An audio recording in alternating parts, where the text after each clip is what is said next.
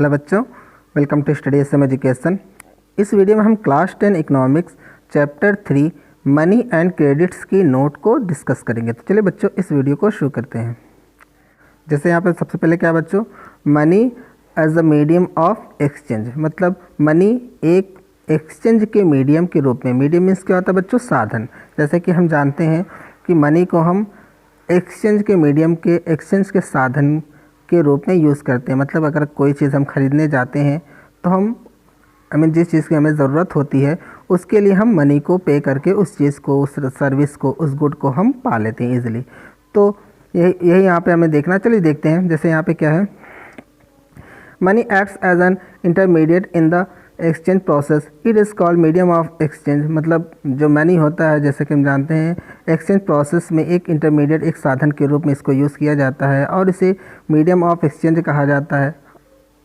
और देखते हैं, a person holding money can easily exchange it from any commodity और सर्विस दैट ही और शी माइट वांट। मतलब एक पर्सन जिसके पास पैसा होता है वो किसी भी कमोडिटी को, किसी भी चीज़ों को या फिर किसी भी सर्विस को ईजिली क्या कर सकता है, एक्सचेंज कर सकता है जो वो चाहता है। जो वो चाहता है उसको मनी के ज़रिए, पैसे के ज़रिए वो पा सकता है। उसके बाद बच्चों यहाँ पे क्या है, मॉडर्न फॉर्म ऑफ मनी। जैसे मनी का मॉडर्न फॉर्म क्या होता है, चलिए देखते हैं। जैसे अगर हम अर्ली एज की बात करें, in the early ages Indians used grains and cattle as a money. जैसा कि हम जानते हैं जो अर्ली एजेस में जो इंडियंस होते थे, इंडिया में ग्रेन्स और कैटल, जो पशु होते हैं और जो अनाज होते हैं उसको एज अ मनी यूज़ करते थे। जैसे कि हम जानते हैं कि बार्टर सिस्टम के बारे में हमने पढ़ा है कि जैसे बार्टर सिस्टम क्या होता है, उसमें चीज़ों के बदले चीज़ों की अदला बदली की जाती थी बार्टर सिस्टम में। चलिए देखते हैं पहले इसको, उसके बाद हम बार्टर सिस्टम को डिस्कस करेंगे बाद में। जैसे यहाँ पे क्या है, thereafter came the use of metallic coins. उसके बाद क्या हुआ, मेटलिक कॉइन्स जैसे कि क्या हो गए, गोल्ड हो गए, सिल्वर हो गए, कॉपर कॉइन्स हो गए, तो उनका यूज़ उसके बाद आया। A phase which continued well into the last century. मतलब एक ऐसा फेज़ जो लास्ट सेंचुरी से लगातार कंटिन्यू है, अच्छा फेज़ है जो मनी है। जैसा कि हम जानते हैं इससे बहुत ज़्यादा हमें हमारी जो बार्टर सिस्टम की जो डबल वांट्स होती है उसको वो दूर हो गया है। तो मनी को हम, जैसा कि हम जानते हैं, मनी से कुछ भी हम कोई भी गुड्स या सर्विस को ईजिली पा सकते हैं। उसके बाद क्या बच्चों, now the modern forms of money include currency, paper, notes and coins. और अब जो मॉडर्न फॉर्म हो गया है मनी का वो कैसा हो गया है, करेंसी। जैसे कि इंडिया की करेंसी क्या है, रुपीज़ है। तो वो जो रुपीज़ है वो पेपर नोट्स के ज़रिए या फिर कॉइन्स के ज़रिए इसमें बदल गई है। पहले जो मेटलिक, गोल्ड, सिल्वर, कॉपर की जो कॉइन्स चलती थी वो अब उसका रूप अब किसने ले लिया है, जो पेपर की नोट्स ने या फिर कॉइन्स ने ले लिया है। और उसके बाद क्या है, the modern forms of money, currency and deposits are closely linked to the workings of the modern banking system. मतलब जो मॉडर्न फॉर्म ऑफ मनी है वो करेंसी और डिपॉजिट पर डिपेंड करता है, कह सकते हैं। और वो एक दूसरे से क्लोजली लिंक्ड है, एक दूसरे से क्लोजली जुड़े हुए हैं। और to working of the modern banking system, और ये जो मॉडर्न बैंकिंग सिस्टम पर किस तरह से काम करता है। जैसे कि हम जानते हैं आरबीआई जो होता है वो पैसे को बनाता है, रुपए को छापता है। तो इस तरह से जो मॉडर्न बैंकिंग सिस्टम है उसके हिसाब से वो एक दूसरे की कड़ी है, एक दूसरे से जुड़े हैं। उसके बाद क्या है बच्चों, करेंसी। करेंसी क्या होता है, in India the reserve bank of India issue currency notes on behalf of the central government. मतलब इंडिया में जो रिजर्व बैंक ऑफ इंडिया है, मीन्स आरबीआई है, वो क्या करती है, सेंट्रल गवर्नमेंट के बिहाफ पर, सेंट्रल गवर्नमेंट के बिहाफ पर जो करेंसी नोट्स है, जो रुपया है, उसको क्या करती है, इशू करती है, छापती है या फिर बनाती है। जैसा कि हम जानते हैं जो सेंट्रल गवर्नमेंट जो होती है, जैसे कि हम नोटबंदी के बारे में भी जानते हैं। तो नोटबंदी में जो जो 500 और 1000 के नोट्स बैन हो गए थे। तो जो रिजर्व बैंक ऑफ इंडिया होती है वो सेंट्रल गवर्नमेंट के बिहाफ पर ही करेंसी को क्या करती है, इशू करती है। मतलब कौन से नोट्स चलेंगे या फिर कौन से नहीं चलेंगे, इस तरह से। और उसके बाद क्या है, no other individual or organisation is allowed to issue currency. और किसी भी इंडिविजुअल को या फिर किसी भी ऑर्गेनाइजेशन को, कोई भी व्यक्ति हो या फिर कोई भी संस्था क्यों ना हो, किसी को भी करेंसी इशू करने के लिए अलाउ नहीं किया जाता है। उसके बाद the rupee is the rupee is widely accepted as a medium of exchange in India. तो हम जैसा कि जानते हैं जो रुपीज़ होता है, जो इंडिया की करेंसी है, वो इंडिया में as a medium of exchange widely accept किया जाता है। मतलब हम पैसे से, रुपए से इंडिया में कुछ भी खरीद सकते हैं, एक्सेप्ट किया जाता है एज अ करेंसी। और उसके बाद जैसा कि हम जानते हैं इंडिया की करेंसी क्या है, रुपया है। और उसके बाद क्या बच्चों, डिपॉजिट्स इन बैंक। तो चलिए देखते हैं क्या होता है। The other form in which people hold money is as deposit with bank. मतलब जो दूसरा फॉर्म है जिसमें लोग क्या करते हैं, मनी को रखते हैं, होल्ड करते हैं, वो क्या है, बैंक्स में अपने पैसे को डिपॉजिट करके। People deposit their extra cash with the banks. और जो लोग होते हैं जैसा कि हम जानते हैं वो अपने एक्स्ट्रा कैश को कहाँ पे रखते हैं, बैंक में रखते हैं। और बात क्या है, by opening a bank account in their name. मतलब अपने नाम का बैंक अकाउंट खोलकर, खाता खोलकर लोग क्या करते हैं, बैंक में पैसे को रखते हैं।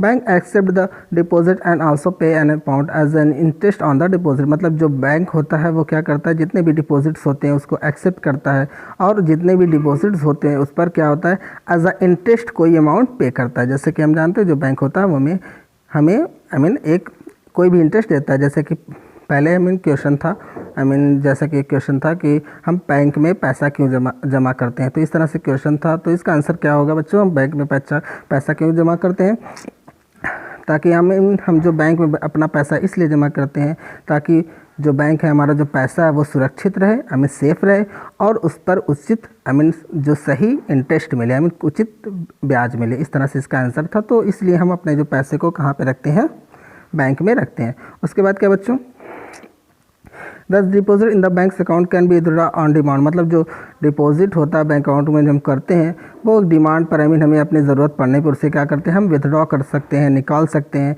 These deposits are called demand deposit. और इन डिपॉजिट्स को क्या बोला जाता है, डिमांड डिपॉजिट कहा जाता है। मतलब जो हम अपनी डिमांड पर जो पैसा निकालते हैं उसको हम लोग क्या बोलते हैं, डिमांड डिपॉजिट कहते हैं। और उसके बाद क्या बच्चों, the payments are made by cheques instead of cash. मतलब यहाँ पे जो पेमेंट्स होती है वो कैश के बजाय क्या होती है, चेक के द्वारा भी की जाती है। उसके बाद क्या है, a cheque is a paper. जैसे यहाँ पे चेक के बारे में बताया गया है, a cheque is a paper instructing the bank to pay a specific amount from the person's account to the person in whose name the cheque has been issued. मतलब एक चेक क्या होता है, जैसा कि हम जानते हैं चेक क्या होता है, एक ऐसा पेपर होता है जिस पर बैंक को इंस्ट्रक्ट किया जाता है कि वो कोई स्पेसिफिक अमाउंट क्या करे, पे करे, किससे, फ्रॉम द पर्सनस अकाउंट, जिसने चेक को इश्यू किया है, और किसको, टू द पर्सन, मतलब उस आदमी के लिए जिसको जिसके लिए उस पर्सन को, जिसके लिए वो पर्सन जो चेक बनाया गया है, in whose name cheque has been issued. मतलब जिसके नाम से जो चेक है वो बनाया गया है, वो पर्सन के अकाउंट से डायरेक्ट उस पर्सन के लिए क्या कर दिया जाता है, इश्यू कर दिया जाता है। उसके बाद क्या बच्चों, लोन एक्टिविटीज़ ऑफ बैंक। मतलब बैंक की लोन एक्टिविटीज़, चलिए इसको देखते हैं। जैसे bank keep only a small proportion their deposit. जैसा कि हम जानते हैं बच्चों, एज अ कैश देमसेल्फ। यहाँ पे क्या है, एज कैश विथ देमसेल्फ। जैसा कि बच्चों हम जानते हैं कि जो बैंक होती है वो अपना पूरा पैसा बैंक में नहीं रखती, उसका सिर्फ लगभग 15% 15% ही वो अपने पास रखती है, और बाकी पैसा वो क्या करती है, बाकी जो पैसा होता है वो दूसरों को लोन पे दे देती है, क्रेडिट पर दे देती है, ताकि जैसे कि हम जानते हैं जो बैंक की कमाई होती है वो इंटरेस्ट ही होती है। तो इस तरह से जो बचा हुआ वो पैसा होता है जो हमने बैंक में जमा किया है उसको क्या करती है, दूसरों को क्रेडिट देती है, लोन पे दे देती है, जिस पर वो उन पर कुछ इंटरेस्ट लेते हैं। और उसके बाद मान लो जैसे कि कुछ बच गया तो लोन लेने वाले ज़्यादा ना हो तो वो क्या करते हैं, जो बैंक होते हैं वो अपना पूरा पैसा किसके पास जमा कर देते हैं, आरबीआई के पास। तो आरबीआई भी उनको कुछ इंटरेस्ट पर उनका ब्याज कुछ इंटरेस्ट पर उनका जो पैसा होता है, बैंक का पैसा होता है, वो अपने पास रख लेता है। इसीलिए जो बच्चों आरबीआई को क्या बोला जाता है, बैंकों का बैंक, बैंक्स ऑफ बैंक इसीलिए कहा जाता है, क्योंकि जो आरबीआई होता है वो सबका पैसा अपने पास, जितने भी बैंक्स होते हैं उनका पैसा अपने पास रख लेता है। तो बच्चों जो बैंक होती है वो अपने पास सिर्फ कैश कितना सेव करके रखती है, 15% के ही आसपास वो अपने पास रखती है। और ये कैश वो किस लिए रखती है, ताकि जो डेली डिमांड्स के जो कैश जो लोग निकालने के लिए पैसा जाते हैं उनको वो पे कर सकें। उसके बाद जैसे चलिए देखते हैं, जैसे These days bank in India hold about 15% of their deposit as a cash. मतलब इन दिनों क्या होता है, जो बैंक्स होती हैं वो अपने कैश का, मान लो जितना कैश उनके पास जमा हुआ है उसका सिर्फ 15% ही वो अपने पास रखती हैं। उसके बाद this is kept as a provision to pay the deposit who might come to withdraw money from the bank any given day. मतलब ये जो पैसा है इसलिए रखा जाता है ताकि कोई भी इंसान जिसने पैसे को जमा किया है वो किसी भी दिन आए और वो उसको ज़रूरत हो पैसे की, वो निकाल सके। इसलिए जो 15% कैश है वो हमेशा ही बैंक अपने पास बचा कर रखी, बना कर रखती है। और बाकी पैसा क्या करती है, वो लोन देती है, लोन पे दे देती है, क्रेडिट देती है। जैसे लोन और क्रेडिट दोनों के बच्चों में मीनिंग सेम है। और उसके बाद क्या, bank use the major proportion of the deposit extend loans. मतलब जो बैंक होती है वो क्या करती है, इसका ज़्यादातर जो डिपॉजिट होगा ज़्यादा परसेंट हिस्सा क्या करती है, लोन्स को एक्सटेंड करने में यूज़ करती है। There is a huge demand for loans for various economic activities. मतलब जैसा कि हम जानते हैं लोन्स की बहुत ज़्यादा डिमांड होती है अलग अलग इकोनॉमिक एक्टिविटीज़ के लिए। Are charge a higher interest rate on loans than what they offer on deposits. मतलब जो बैंक होती है वो हायर ज़्यादा इंटरेस्ट चार्ज करती है जो वो डिपॉजिट पे लोन देते हैं उसके लिए। उसके बाद the difference between what is charge from borrowers and what is paid to depositor is the main source of income of banks. मतलब जो बैंक ने चार्ज किया है लोन किसको, बोरोवर्स को, और जितना उन्होंने पेड किया है वही क्या होती है, बैंक की इनकम है। जैसा कि पहले ही मैंने बच्चों आपको बता दिया है कि जो बैंक होती है वो इंटरेस्ट पर ही काम करती है और इंटरेस्ट ही उनकी क्या होती है, इनकम होती है। और वो इंटरेस्ट कहाँ से उन्हें मिलती है, जो हम पैसा जमा करते हैं जो, तो वो क्या करते हैं दूसरों को लोन देते हैं और लोन पे जो इंटरेस्ट मिलता है वही उनकी क्या होती है, उनकी इनकम का मेन सोर्स होता है। उसके बाद क्या है बच्चों, टू डिफरेंट क्रेडिट सिचुएशंस। मतलब दो डिफरेंट क्रेडिट सिचुएशन। जैसे क्या है, क्रेडिट जिसकी मीनिंग क्या होती है, लोन होती है।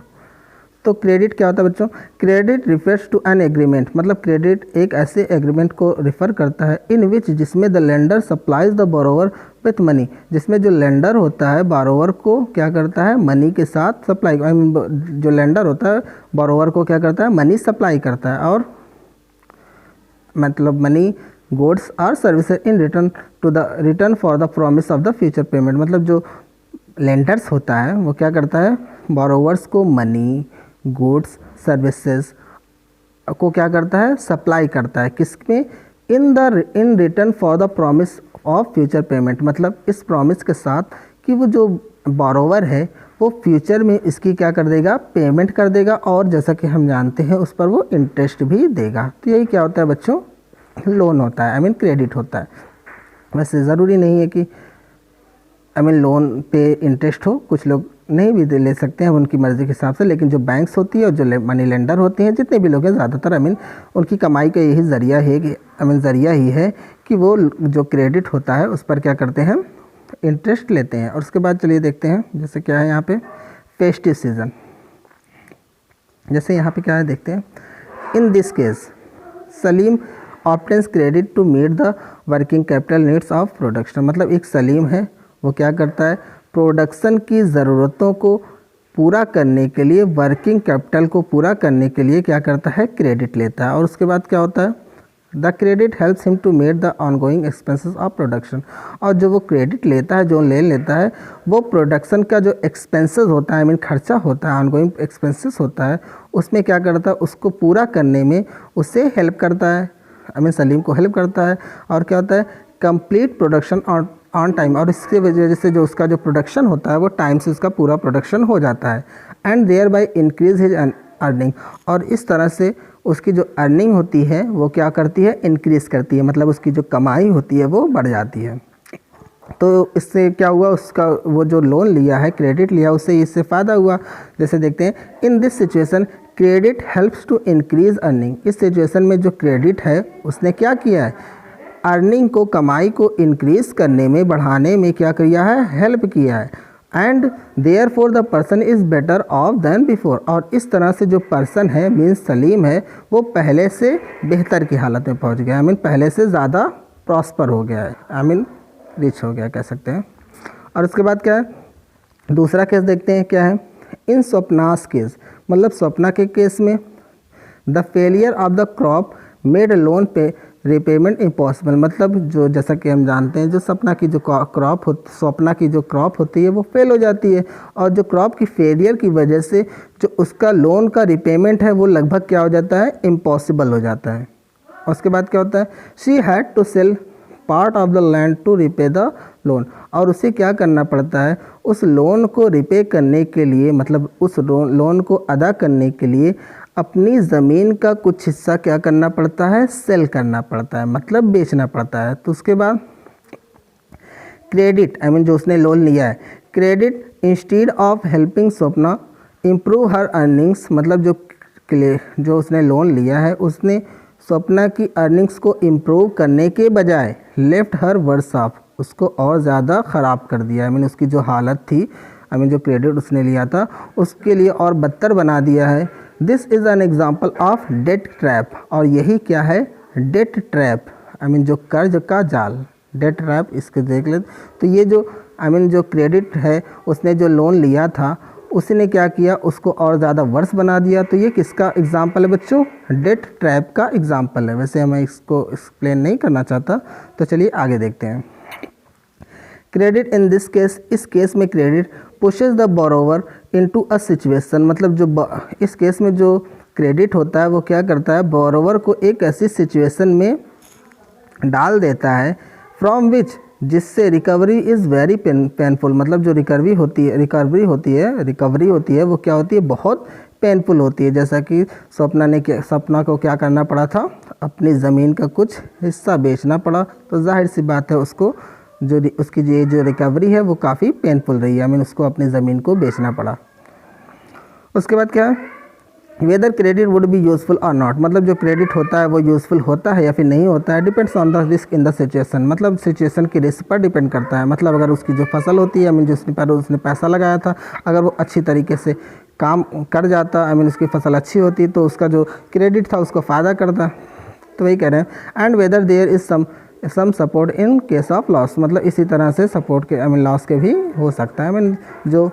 इसमें रिस्क होता है लोन लेने में। अगर मान लो हमारा फ़ायदा हो गया तो हमें गेन होगा, और अगर मान लो वो ख़राब हो गया तो हमें वो उसको, जैसा कि हम जानते हैं जितना पैसा मैंने पहले तो मेरा क्या जो लोन लिया है, मैंने क्रेडिट लिया, वो तो ख़राब हो जाएगा, और उस पर जो इंटरेस्ट देना होगा अलग से, वो भी हमें चुकाना पड़ेगा।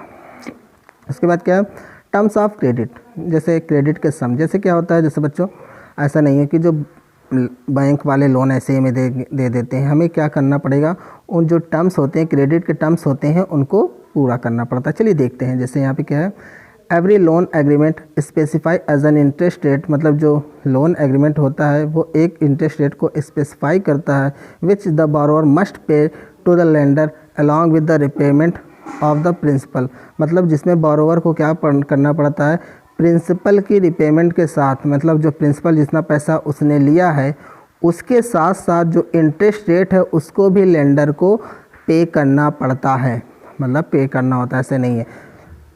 उसके बाद in addition lender also demand collateral security against loans, मतलब जो इसके साथ साथ जो लेंडर्स होते हैं, जैसे बैंक हो गया, फिर मलेंडर हो गया, जो भी हो गए, वो क्या करते हैं, कोलैटरल की भी डिमांड करते हैं। मतलब कि मान लो अगर वो ना चुका पाएँ तो क्या करेंगे, वो उनका जो सिक्योरिटी रहेगी, कोलैटरल को ही क्या बोलते हैं, सिक्योरिटी बोलते हैं। वो लोन्स के साथ साथ अगेंस्ट लोन्स, लोन के साथ साथ वो जब लोन देते हैं तो वो कोलैटरल भी अपने पास रखते हैं, किससे, बारोवर से। जैसे क्या होता है, कोलैटरल मतलब जो सिक्योरिटी होती है, इज़ एन एसेट, मतलब जो कोलैटरल होता है वो एक ऐसा एसेट होता है दैट बारोवर ओन्स, मतलब जो किसका होता है, बारोवर्स का होता है, और मतलब बारोवर्स का होता है, और वो किसके रूप में फॉर्म में हो सकता है, लैंड के फॉर्म में हो सकता है, बिल्डिंग के फॉर्म, मतलब हाउस जिसको बोलते हैं, हाउस या फिर बिल्डिंग, और किसके फॉर्म में होता है, व्हीकल, जो वाहन, live stock, deposits with bank, मतलब इस तरह के इनके फॉर्म में उसका कोलैटरल हो सकता है, मतलब उसके पास बैंक में कितना डिपॉजिट है। And uses this as a guarantee to a lender, और इसका जो यूज़ करता है वो एक गारंटी के रूप में जो लेंडर होता है वो यूज़ करता है टू अ लेंडर, मतलब ये जो लेंडर होता है इसको एक गारंटी के रूप में यूज़ करता है until the loan is repaid, और कब तक, जब तक लोन को रिपेड ना किया जा सके। और उसके बाद क्या है, if the borrower fails to repay the loan, अगर मान लो जो बोरोअर है वो लोन को रिपे करने में फेल हो जाता है, the lender has the right to sell the asset or collateral to obtain payment, मतलब जो लेंडर के पास अथॉरिटी होती है, राइट होता है कि वो जो एसेट है, जो कोलेटरल है, उसको क्या कर सके, बेच सके और अपनी पेमेंट को वो पा सके। उसके बाद क्या है, इंटरेस्ट रेट। तो यहाँ पे जैसे क्या है, इंटरेस्ट रेट, कोलेटरल और documentation requirement and the mode of repayment together is called the terms of credit. मतलब जैसे बच्चों ये चीज़ याद कर लेना, जो जैसे क्या है, interest rate, collateral, documentation requirement, यही क्या होती है बच्चों, टर्म्स ऑफ क्रेडिट होती है। उसके बाद क्या है, it may very depending on the nature of the lender and the borrower. मतलब ये जो होती है, जो कोलेटरल होता है, डॉक्यूमेंटेशन रिक्वायरमेंट होती है, ये लेंडर की नेचर के पर क्या करती है, वेरी करती है। मतलब लेंडर जो होते हैं और जो बोरोवर होते हैं उनकी नेचर पर डिपेंड करती है और इसी के हिसाब से वो काम करती है। उसके बाद क्या बच्चों, formal sector credit in India. मतलब इंडिया में फॉर्मल सेक्टर क्रेडिट जैसे क्या है, cheap and affordable credit is crucial for country's development. मतलब चीप, सस्ता और जो अफोर्डेबल, मतलब जिसको लोग अफोर्ड कर सकें, वो क्रेडिट कंट्री की डेवलपमेंट के लिए बहुत क्रूशियल है, बहुत ज़रूरी है कह सकते हैं। उसके बाद क्या है, the various types of loans can be grouped as. मतलब जो वेरियस टाइप्स के लोन्स होते हैं उनको हम निम्नलिखित पार्ट्स में ग्रुप करते हैं, बांट सकते हैं, कह सकते हैं। जैसे हमारा क्या है, सबसे पहले फॉर्मल सेक्टर लोन्स। जैसे क्या होता है, चलिए देखते हैं। These are the loans from banks and cooperatives. मतलब ये जो लोन्स होते हैं वो किससे होते हैं, बैंक्स और कोऑपरेटिव्स, जो इसके कोऑपरेटिव्स होते हैं बैंक के, उनके लोन्स होते हैं। कौन, जो फॉर्मल सेक्टर होता है। और the reserve bank of India supervisors the functioning of formal sources of loans. और जो रिजर्व बैंक ऑफ इंडिया होती है बच्चों, वो बैंक के और उनके कोऑपरेटिव के जो फंक्शन होता है उसको क्या करती है, सुपरवाइज करती है। मतलब इस पर नियंत्रण किसका होता है बच्चों, बैंक्स और कोऑपरेटिव्स पर रिजर्व बैंक ऑफ इंडिया का होता है, उस पर नियंत्रण अख्तियार होता है। उसके बाद bank have to submit information to the RBI. Bank को आरबीआई को इंफॉर्मेशन को सबमिट करना पड़ता है। कैसी, on how much they are lending. मतलब वो कितना लेंडिंग कर रहे हैं, कितना उधार दे रहे हैं, कितना कितना क्रेडिट दे रहे हैं, टू होम और किसको दे रहे हैं, एट वाट इंटरेस्ट रेट, मतलब किस इंटरेस्ट पर दे रहे हैं। मतलब ये सब चीज़ें जो बैंक्स होती हैं और उनके कोऑपरेटिव्स होते हैं उन्हें रिजर्व बैंक ऑफ इंडिया को सबमिट करनी पड़ती है। और यही क्या है बच्चों, फॉर्मल सेक्टर लोन्स। और उसके बाद क्या है, इनफॉर्मल सेक्टर लोन्स। तो क्या होता है, these are the loans from money lenders, traders, employers, relatives and friends etcetera. मतलब ये लोन्स किसके द्वारा होते हैं, जो मनी लेंडर से हम लेते हैं, ट्रेडर्स जो व्यापारी से होते हैं, जो एम्प्लॉयर्स होते हैं उनसे लेते हैं, और जो रिलेटिव्स सगे संबंधी होते हैं या फिर हम अपने दोस्तों से लेते हैं। उस लोन को जो क्रेडिट लेते हैं उसे हम क्या बोलते हैं, इनफॉर्मल सेक्टर लोन्स में आते हैं, ये इस कैटेगरी में आते हैं। और क्या होता है,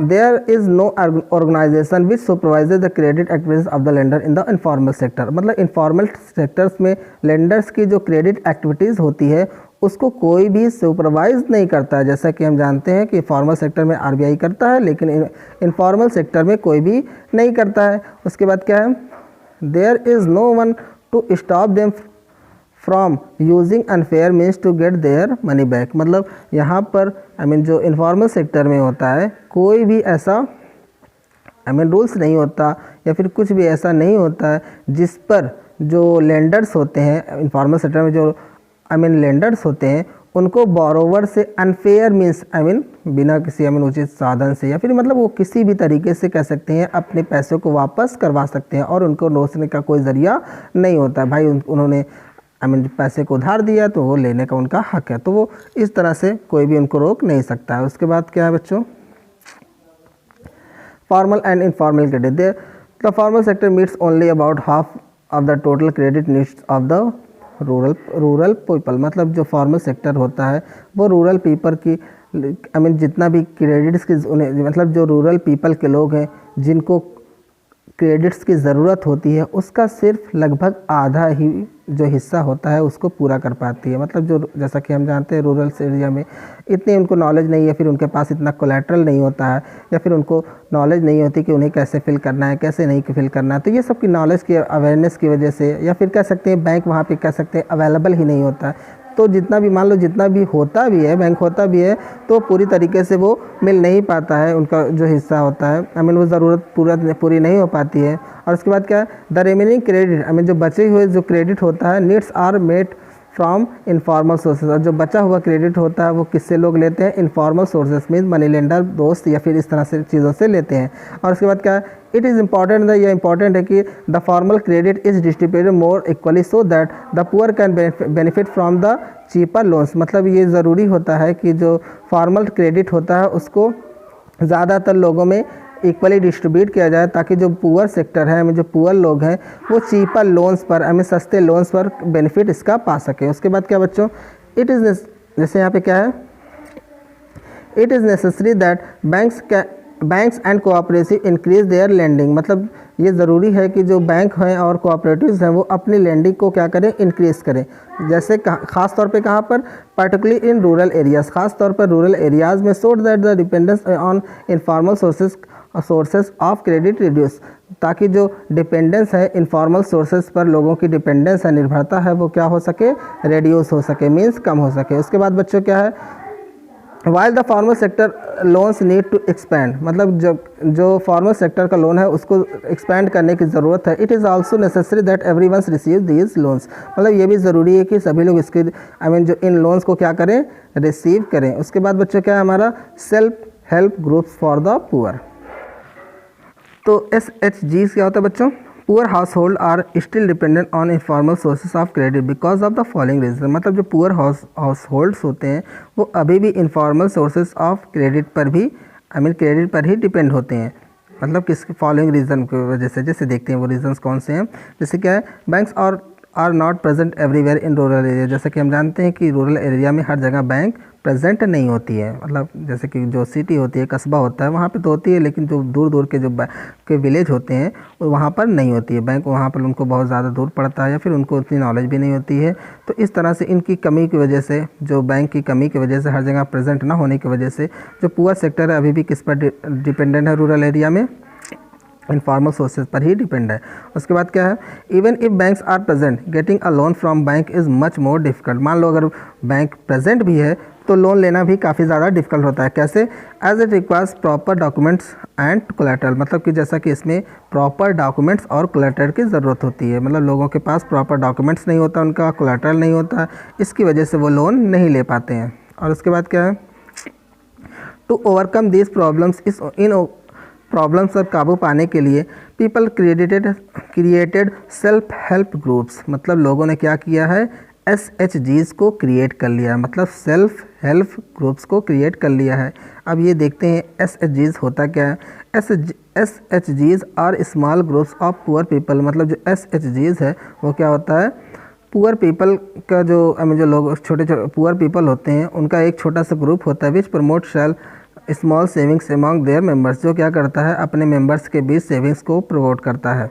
ए typical SG has 15 to 20 members. मतलब जो टिपिकल SHG में लगभग कितने मेंबर्स होते हैं, 15 to 20 members, usually belonging to one neighbourhood वो meet the and save regularly. मतलब ये जो आमतौर पर किससे बिलोंग करता है, जो आस पड़ोस के जो लोग होते हैं उनसे बिलोंग करता है, जो लगभग एक दूसरे से रोज़ाना मिलते हैं और सेविंग करते हैं। उसके बाद क्या है बच्चों, advantages of self help group. मतलब SHG के जो एडवांटेजेस क्या होते हैं, चलिए देखते हैं। It helps borrowers to overcome the problems of the lack of collateral. मतलब ये क्या करता है, बोरोवर्स को मान लो कोलेटरल की कमी है तो लोग क्या करते हैं, उनकी जो समस्या है उस पर क्या काबू पाने में बोरोवर्स को हेल्प करता है। उसके बाद क्या है, second, people can get timely loans for a variety of purposes. मतलब जो लोग हैं वो अलग अलग पर्पजेस के लिए, उद्देश्य के लिए टाइम पर लोन उन्हें मिल सकता है, and eight reasonable interest.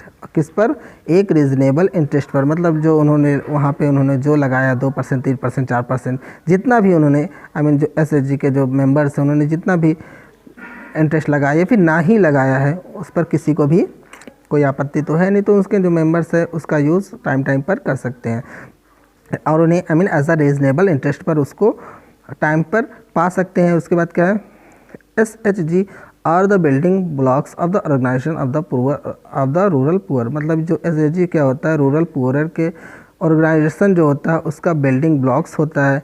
It helps women to become financially self reliant. मतलब कि ये जो होता है वो वुमेन को, औरतों को फाइनेंशियली सेल्फ रिलायंट बनने में क्या करता है, हेल्प करता है। उसके बाद क्या है बच्चों, the regular meetings of the groups provide a platform to discuss and act on a variety of social issues such as health, nutrition, domestic violence, etc. तो मतलब जो रेगुलर मीटिंग्स होती है ग्रुप्स की, हमें जो उसके मेंबर्स होते हैं रोज़ाना जो मिलते हैं, तो वो एक ऐसा प्लेटफॉर्म को प्रोवाइड करता है जिससे लोग क्या कर सकते हैं, डिस्कस कर सकते हैं और क्या कर सकते हैं, और उस पर एक्ट कर सकते हैं, मीन्स काम कर सकते हैं। किस पर, on a variety of social issues, मतलब अलग अलग सोशल इश्यूज़ पर। जैसे वो सोशल इश्यूज़ क्या हो सकते हैं, सच एज हेल्थ, कोई हेल्थ का इश्यू हो, न्यूट्रिशन पालन पोषण का पोषण का इश्यू हो, डोमेस्टिक वायलेंस या फिर डोमेस्टिक वायलेंस का इश्यू हो। तो इस तरह के जो इश्यू होते हैं सोशल, उस पर लोग डिस्कस कर सकते हैं। तो बच्चों यहाँ से आपके जो चैप्टर है मनी एंड क्रेडिट्स, उसकी नोट्स कंप्लीट हुई। तो बच्चों आपको ये नोट्स कैसे लगी आप कमेंट बॉक्स में बता सकते हैं। अगर आपको बच्चों ये वीडियो अच्छा लगा तो वीडियो को लाइक कीजिए, कमेंट कीजिए और अपने फ्रेंड्स के साथ शेयर कीजिए। Thank you so much.